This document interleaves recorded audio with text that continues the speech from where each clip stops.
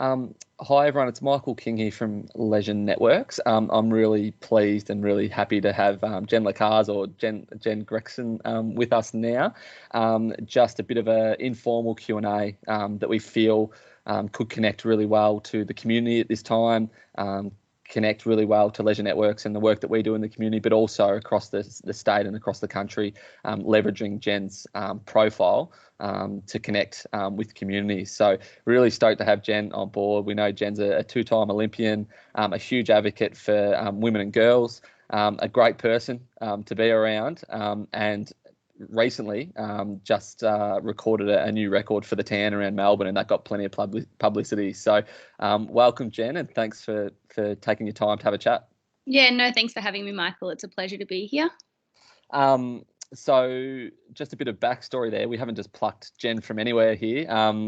We've recently done a bit of work with Jen. We were referred that she was a great person to work with and was a huge advocate for the community and women and girls, and has a huge social media following and recently, or not recently, but regularly promotes really positive messages through her socials. So last year we had Jen present at one of our forums. So we had a Melton Women in Sport breakfast. Jen was our keynote there to a couple hundred people, spoke incredibly well, hung out with our team the night before for dinner and stuck around, and we were pretty keen to continue that relationship. And recently, Jen keeps an eye on our work and what we do in the community, but more so has jumped on board our Mini Movers program and just providing some regular updates through our socials and just some advice around physical literacy for young people. So, Jen, we're stoked with that, and we're leveraging your impact on the community and with young athletes. So I really appreciate you doing that.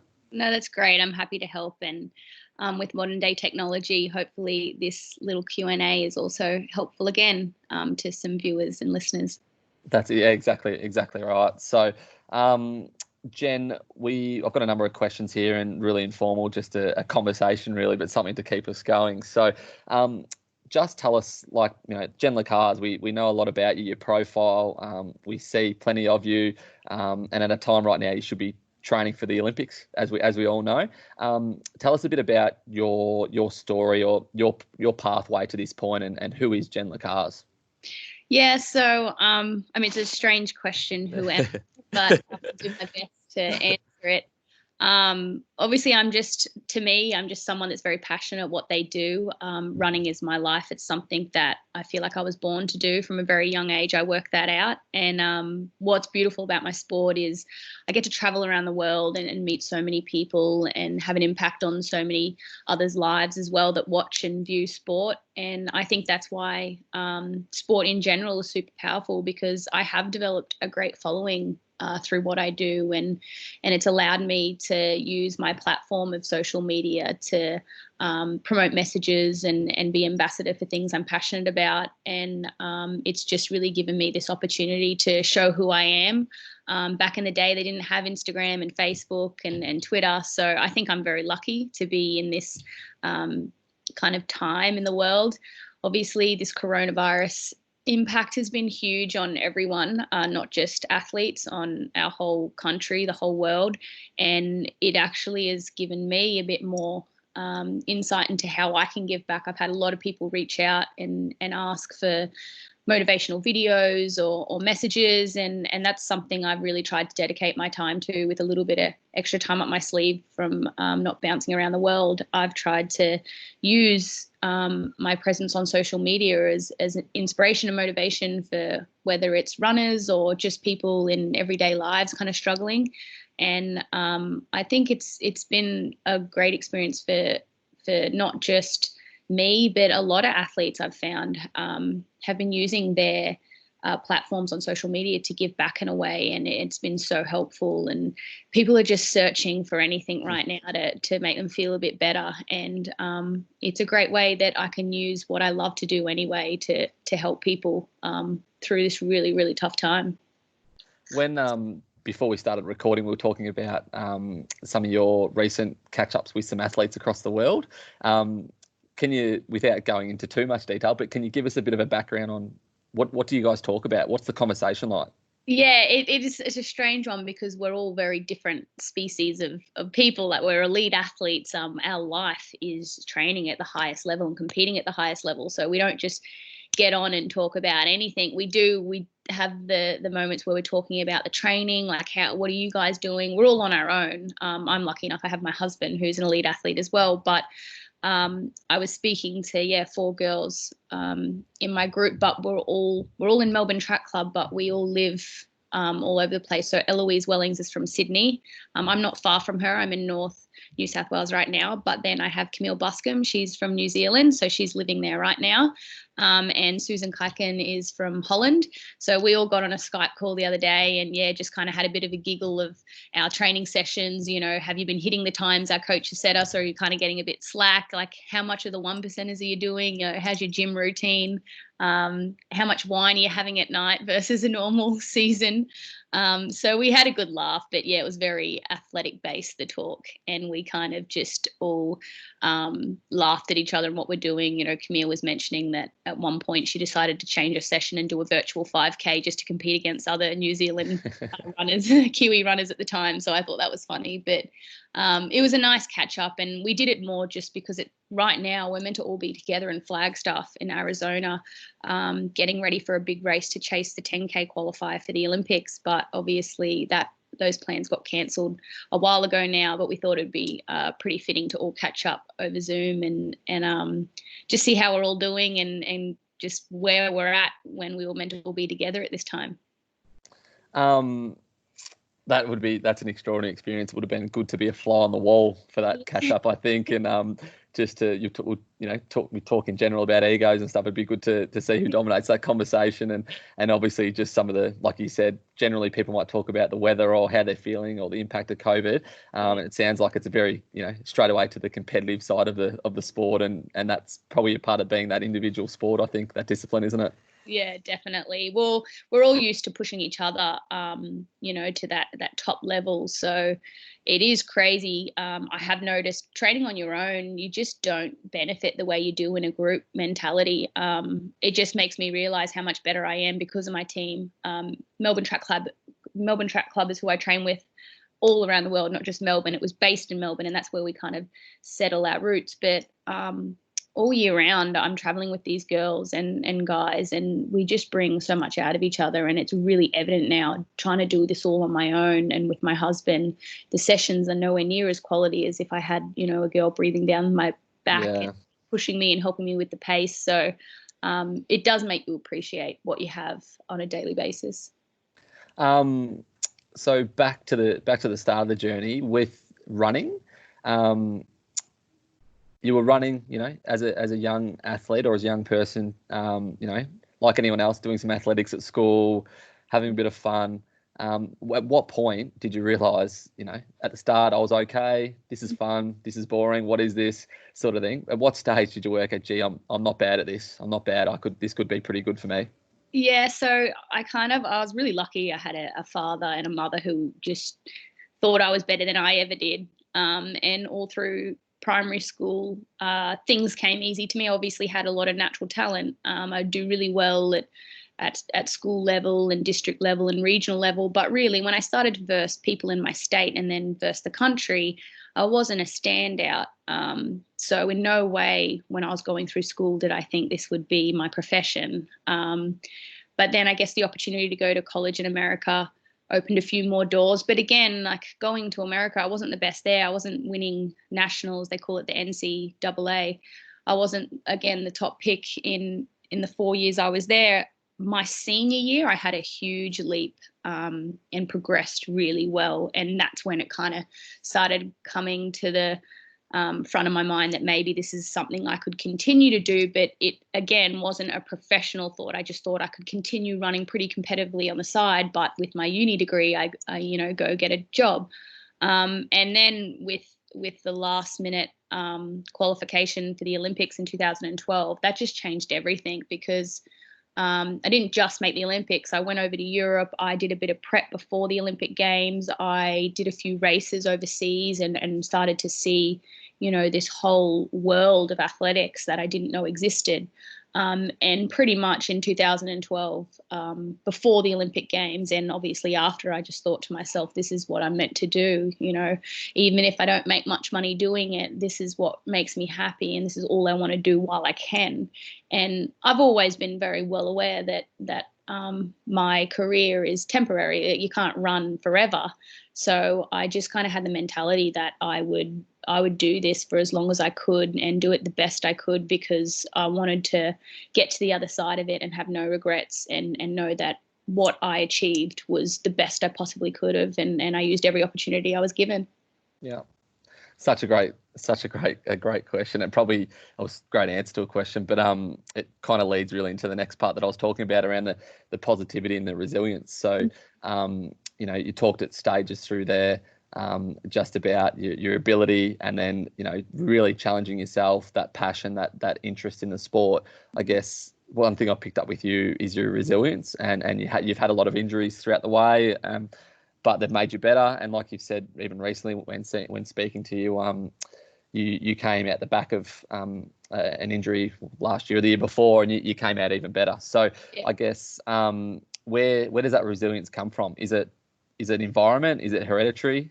Where does that sort of come from? Yeah, it has to be a bit of everything, because I do believe there are several forks in the road that I came to, you know, during my 30 years of living, that I could have taken another option and everything could have turned out completely different. I think obviously when I was younger, I have to credit a lot of it to my family. I'd like to think that I was born knowing every right decision, but I wasn't. And I had pushy parents, but not to a point where they jeopardized, you know, my happiness. They could tell that I was very talented at something. I knew I was talented at something, but there was periods there and in the transition through high school where you kind of get to the difficult age where I kind of wanted to be sometimes a bit more like the kids that didn't have any worries and didn't have to train hard and went to parties. There was temptation there, but I always had my parents kind of directing me in the right path. And when it came to making that decision to go to college, I wasn't all for it, but they just thought more from a perspective of getting a degree for free, 4 years of education without debt when I leave. That was a huge factor. And just the experience to travel. My dad said, you know, what kid at 18 gets a chance to I know it's scary to leave home, but have expenses paid for, you know, you got you set up in a safe environment, everything's planned and structured out for you. And then you can not only chase your dreams of running, but get an education at the same time. So in all these different situations, I did have a decision to make, and I was lucky enough to have the right guidance to make the right decision. But in saying that, they were all really hard. Leaving home at 18 was traumatizing. I wasn't ready for it. I was thrown in the deep end, but I found my way. And again, making the Olympics in 2012, I was put on display to the world to, you know, perform. Otherwise, it would have been a waste of a decision. There was a lot of controversy with that decision, and I was scared that if I didn't perform, they would think, oh, you know, that's why we shouldn't have sent her. So I have had to have resilience and be tough and mentally strong through a lot of the decisions I've made along the way. But like you said, even up until last year, I'm still learning. Like I still face adversity that knocks me around a little bit, but I think that I'm getting better at handling that and bouncing back quicker and just, you know, moving forward without really dwelling and knowing that whatever hurdle I have in front of me, it can't be that bad. And I know that with what I've faced in the past, nothing can really stop me now. So yeah, it's just a series of events, I think, that have made me to who I am today. And I'm grateful for everything that has happened to me, and I wouldn't have changed any of it. I've worked with a few athletes in different ways, different capacities along the way, that, you know, sometimes you're unsure, you know, when you're meeting with them before an event, you know, do you want a coffee? How do you want your coffee? You know, would you prefer water? You know, healthy meal, healthy sandwich. I'll have the salad without the you know, bread and that sort of thing. And I think one thing I picked up with you, which shows a clear balance in your life, is that even the night that we had dinner together as a team, I was like, oh, here's the menu. There's probably nothing on there that you want. And you were very happy to eat what everyone else was eating, you know, a chicken burger with chips. And I'm sitting there peeking, thinking, there's no salad on here, chicken Caesar salad that she might want. And it shows a clear balance with you as an athlete, that you were not strict by your diet to perform, and still, I know we ran around the Melton harness track, but you were still able to do your work that you needed to do. No, my husband says that it's one of my best traits, in the sense that as an elite athlete, we usually are type A, high strung. You know, we just stick to one routine and we can't bend out of it. But he says, to my credit, I am able to be very flexible, sometimes maybe to my detriment. You know, he says sometimes I don't take things serious enough, but he says that I'm all or nothing. So if I want to have fun and I decide that right now it's okay to relax a little bit, to have a chicken burger and some chips or some wine, I can do it without, you know, having that normal guilty feeling that that's not the right, you know, bit of thing to add into your training right now. But I've always been good at balancing. But in the same breath, when it's time to knuckle down and I'm a few months out from a big championship, or a big race is approaching, like, I know how to go cold turkey and really knuckle down. And again, I think that's just about being good at adapting to your surroundings and knowing what is beneficial and what's detrimental, and making those decisions along the way. I've never been a type of person that just sticks to a very strict routine. And like I said, I do believe that's been very helpful in my career up until now, because I am able to be flexible and have fun when it matters, and celebrate the good things, but also knuckle down when it's time to. Social media. So you'll probably correct me if I'm wrong. Is it, I don't know, you might have 140,000 followers. Is that wrong? I probably got that wrong. No, that's 142 at the moment. Hey. I don't count. Don't count. But you've got a huge social media following, and it's probably something, and part of the way that we were connected with you. A colleague of mine said, you need to check out Jen LaCaze, listen to a podcast, check her social medias out. And that was the first thing we did. And a few staff members jumped on, and they're like, gee, she's impressive. She sends a good message. And, you know, there's the people that use social media for different forms, and you clearly use it for a very positive frame within the community, and just giving positive messages, connecting in ways. And I know you chat with athletes through it as well. You know, why is social media so important to you? You know, there's a branding thing and you know, some sponsorship potentially opportunities, but I clearly see that you use it for the power of good, and you use it to share your story with people. Is it just your way of connecting? Yeah, I think a bit of me remembers what I was like as a young girl. I still remember, I think I was big on following triathletes. I used to do triathlons when I was young, and I still remember getting maybe MSN or Hotmail or something, and just frantically messaging all the people that I looked up to, just wanting to do a school report on them, or just a short Q&A, and just, you know, get inside their minds. But it was so hard back then to have any sort of communication with elite athletes. You just couldn't really delve into their world at all. And in this day and age with social media, it's amazing. You can follow anyone and get a little, I know it's a highlight reel, but you can get a little insight into their life, what they're doing, how they train, their likes, their dislikes. And I think it's an amazing opportunity for the young up and coming. I think most of the time it's only a positive way for the younger generation to see even sometimes what it takes to be at the top level. So I try to use mine more to shine a bit of light on what I do to be, you know, the best athlete, but I also try to make sure there's a balance of not just showing the good stuff. Obviously, I'm not going to completely project my whole life on social media and show every struggle I face daily, but I do try to show the stuff that isn't as glamorous, the cross training, the injuries, the constant setbacks in such a difficult sport. And with athletics not being a super high profile sport in Australia, it is a great opportunity for branding yourself and showing your personality to sponsors.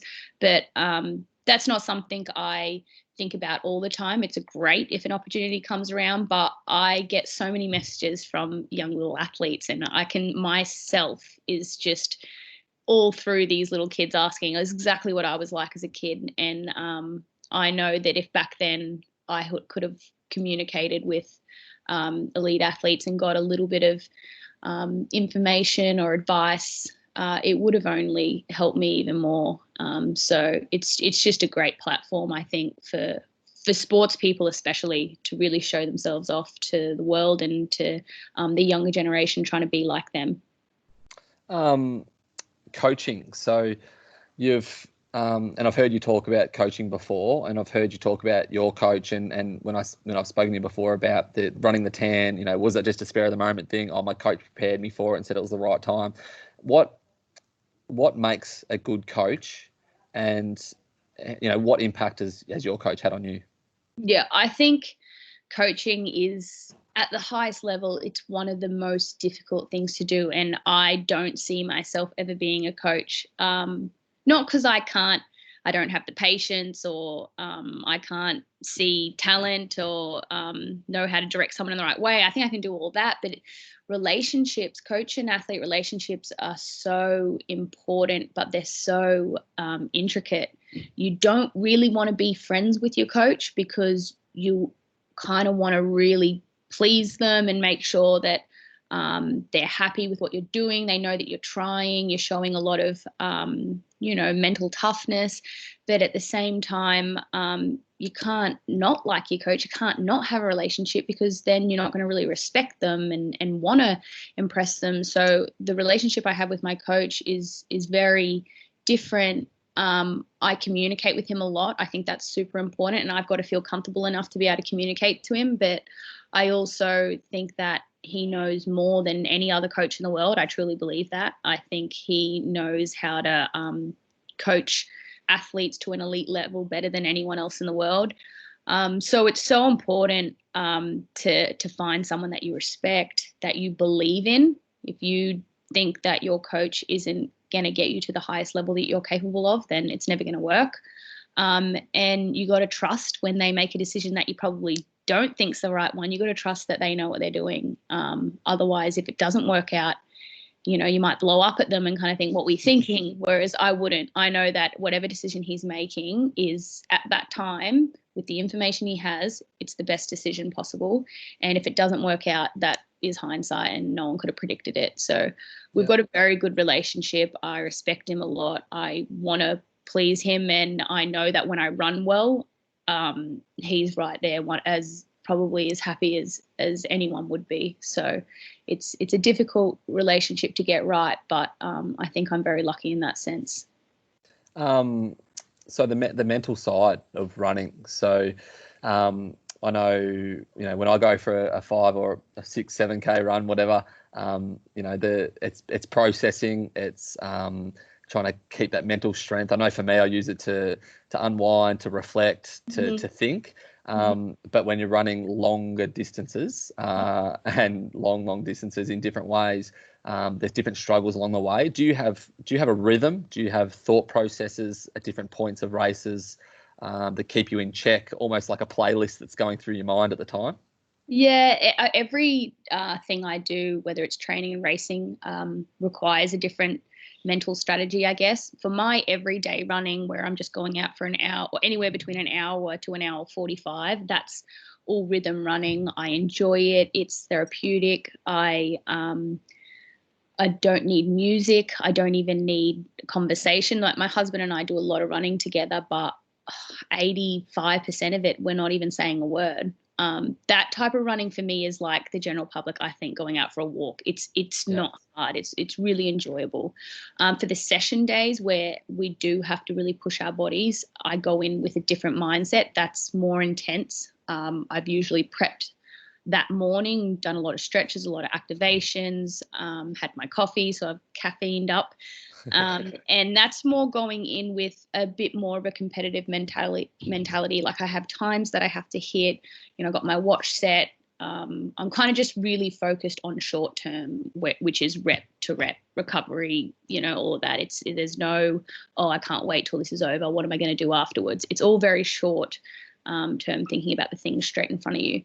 And with races, it's mindfulness. It's trying to not let the nerves turn anxious, trying to not waste energy, trying to stay relaxed and just positive and know that all the work is done. So when you take that line, there's nothing left to do. It's you just got to run the race now, which should be the easy part. So over the years, I've definitely had to learn how to stay less, I guess, excited and anxious and try to calm it down and just stay super relaxed is the main key, I would say, for racing. So it's kind of 3 different mentalities for all those different types of work that I do, and they're all very different.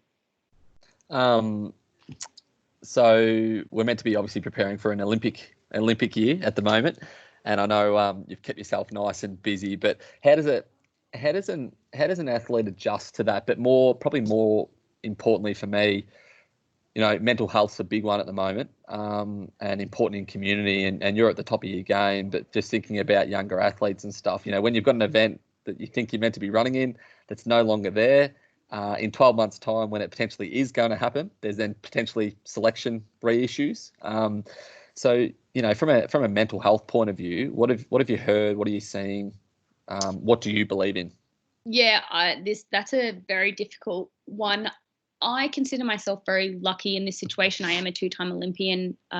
This is just part of the plan. And once we heard the news and we dealt with it ourselves, we kind of heard it was coming. So we'd had time to deal with it before the actual decision came out. But I felt like I was able to move on pretty quickly and know that, okay, goalpost has been moved. Let's just readjust, pull back intensity and focus on next year. But for the people where, this might have been their first Olympics and they were actually, really ready to go and they timed it perfectly, their body's healthy, that's a real worry because it's so hard to get it right. And I do have experience behind me, so I feel like I can get it right next year, but I just think that it's really difficult for people that have put everything into this year, put all their eggs in one basket, maybe taken time off work, maybe they're not even professional athletes, they've kind of devoted everything to this year. That's a worry because the mental side of it, it's like, how do you wake up in the morning and think, okay, let's just do it all again, for another year?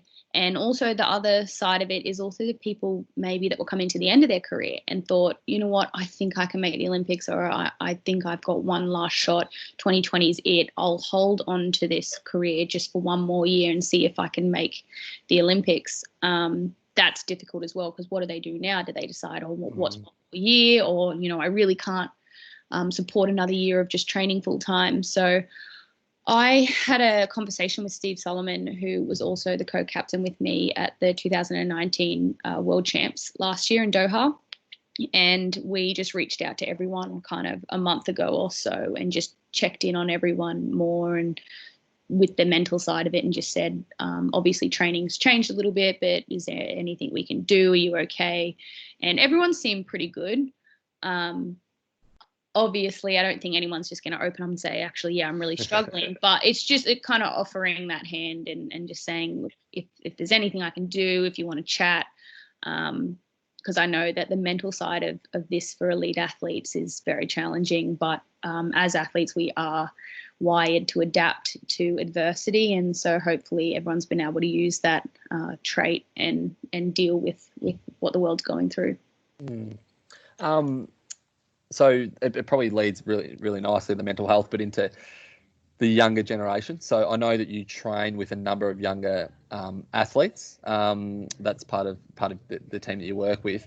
What do you see within the next generation of athletes? So not so much potential, but what are the barriers that you're seeing with probably both? So the pros and cons of younger athletes coming through. Are they having to be handheld a lot more resilient? There's a lot more mental health. Or are you seeing the other side of it? They're more competitive. They want it here and now. They want to be successful straight away. Probably a mix of both. I would have a little bit of a biased opinion because we're having a lot of young ones come up in our group, because our group is very welcoming. You don't have to be a member of the Melbourne Track Club to turn up to our training. It's offered pretty much to anyone that, is at a pretty good level and can jump into a group at our training. I see a lot of young kids where it's like, wow, they're in this professional setup already. If I had that in high school, like who knows what would have happened. But then again, I have a good friend that we live with in Melbourne, and he works at a school as a coach. And he just said it's so different with kids these days because they aren't getting out as much. They're not getting the outside activities. They're not running out and, I used to play armies with my brothers, and we used to make little cubby houses and stuff, whereas things are so, with technology, kids are more inside. They're kind of stuck inside on computer games or iPhones, video games, all that type of stuff. So they're not as not mentally resilient. They're not as resilient physically. Injuries are happening at a younger age. Like I'm seeing a lot of kids that will come down and do some hurdle training with me, and they're getting little niggles and injuries or bone stresses when at that age you just shouldn't be facing injury. It's too hard mentally to be told as a kid, oh, you can't train, you've injured yourself. So it's hard. I think it's different. I grew up on a farm. I was running around at a young age and was never stuck inside. So the only worry I have is that kids aren't getting outside as much as they used to, and it's not really a great lead into sport if that's what they want to do. And they're probably getting hurt at a young age and then thinking, oh, what's the point? Lose motivation, then head off in another direction, which obviously isn't terrible. But, sport is not just good fun. It's great for your health. It promotes healthy living for our community. And that's the only thing that I would say stands out in regards to that. Yeah, yeah. And then probably one of the final parts that I've got here is just around obviously the recent record with the tan. So running the tan. So I know that when the Olympics got called off, I was checking, I reckon, my Twitter feed, and you'd blown up all over Twitter. And I was like, is that our Jen? Is that Leisure Network's Jen? Is that our, and I was like, she didn't tell us about that. But anyway, you're all over the socials. You're absolutely everywhere. And it was actually such a positive thing at a time when people were flat as attacks. So I guess, firstly, congratulations on that. There was a huge media frenzy around you. And I saw the footage, I think you yourself or your husband might have put up, and I saw the footage of you running it at the time. And I think, was he riding next to you at one point? The last K, yeah. Yeah, I saw him right next to you, and that was really cool. So I guess, what was that about? Was that planned? Yeah. Or was it a bit of a stuff you Olympics? I've trained my ass off, and I'm gonna hit something right now. I'm gonna push my ass to get a record or something. Yeah, so it was a bit of both. It was so Olympics actually that morning had been called off, but we'd over the weekend heard it's most likely not going ahead. They're just waiting to make the official announcement. So we'd kind of dealt with the real hard emotional part over the weekend. But the week leading into that, so exactly 7 days before I did the time trial, I turned up to training. We'd been told that our Olympic trials were off 100%. And we just thought like that was meant to be the following weekend. So I was 10 days out from my Olympic trials. I was turned up to a track session, obviously in the shape of my life, trained really well. And my coach, I just said to my coach, like, there's got to be something we can do. And I was kind of frustrated. I'm like, I'm just so ready. Like, I'm actually healthy. I've got this right. Like, how annoying is this? And it was more developed from frustration. And our physio had given us the idea. They're like, why don't you try break the tan record? Like, it hasn't been done in so long. You got nothing else coming. And I guarantee everything's shutting down. We don't even know when your next race would be. And my coach kind of just thought, yeah, why not? Because he was coaching Craig Mottram when he did it back in like 2004 or something. And he just went ahead and organised it all. But we even had the TAN like committee who run the timing and everything say to us, I think the Sunday night before, because the Prime Minister had made an announcement that things were tightening up and we were considering moving to the next stage, which was, pretty much lockdown. And they just said, look, we're not that keen to go ahead. We just think it's probably not a good idea. And my coach called me and he goes, people aren't that keen. We probably won't be able to do the whole timing and everything, but do you still want to do it? And I was like, of course I want to do it. There's nothing else. Like this is my Olympic trials. This is all I have in the near future. I really want to do it. I need to blow off some steam. I'm so fit. I'm ready. I know I can break it. I don't care if I go down there by myself and start and stop my watch. Like, it's good enough for me, because I didn't care about it not being official. I just wanted to see if I could do it. And in the end, we just had to have 3 official timekeepers, and a bit of media came down just because they had nothing else to report on. So everyone came, and it was just such a huge success, because there was just something weird about even the atmosphere. Maybe because I had 2 teammates down there help me, and I had my husband on the bike, had my coach there with a stopwatch, a bit of media there. It just was a really, really cool little setup that we had. And when I broke it, it just gave something for people to talk about. And the news channels ran down and they're like, oh, we need this type of stuff, we're running out of news. I think in the end, I noticed it was just something people could kind of find a little bit of hope in, that the world hasn't completely crumbled under them, and there were still things we could do to stay positive. And it just ended up being a great message for a lot of people. And I've had so much feedback of people saying, like, thanks for doing this. This is what we needed. And, what a great way to inspire people to even just go out and time trial themselves. It wasn't a race. I was out there pretty much solo. So it was a good little message.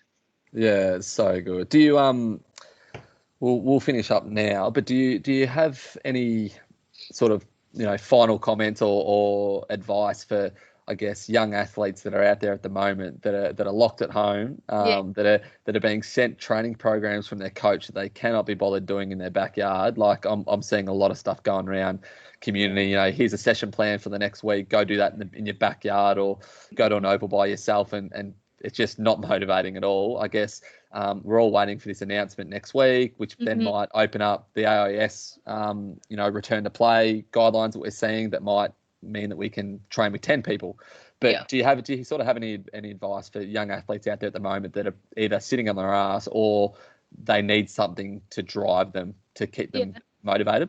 I would just say set little goals for yourself. Like, I'm meant to be, an elite athlete competing at the highest level, but in no way have I stuck to, my exact training schedule. Like, I definitely keep a routine daily to keep me kind of moving throughout the day. Otherwise I'll sleep until 1 p.m. and go to bed too late. But, do things more that make you happy and you want to do. Right now, this is such a time of uncertainty, and we don't know how long it's going to be. So I haven't set anything in place that I feel isn't sustainable. If it's too mentally draining right now, for example, I normally do a lot of cross training. That's something I've taken out and more enjoyed myself and gone and done puzzles instead in the afternoon, because this is a time we do have to be kind to ourselves. I know that we're technically doing less in our days and we're not as busy, but they're the hard times when you've got too much time on your hands to think and be bored. So I would say, like, make it fun. I play a lot of backyard cricket with my husband.